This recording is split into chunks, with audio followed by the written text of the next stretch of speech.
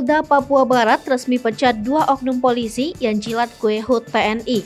2 oknum Polantas Polda Papua Barat yang mengejek dan menjilat kue ulang tahun TNI akhirnya diputuskan pemberhentian tidak dengan hormat di Kabupaten Manokwari.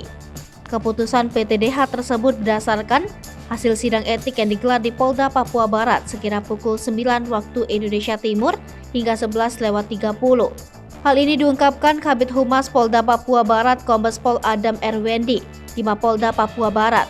Adam mengatakan aksi menjilat kue itu terjadi pada Rabu 5 Oktober 2022 pagi dan langsung ditahan oleh Propam Polda Papua Barat.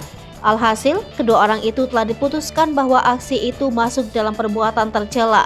Selanjutnya, kedua orang ini ditempatkan di tempat khusus sejak 5 hingga 7 Oktober 2022. Hanya saja, yang bersangkutan telah mengajukan banding dan kini pihaknya masih menunggu hasil dari langkah kedua oknum tersebut.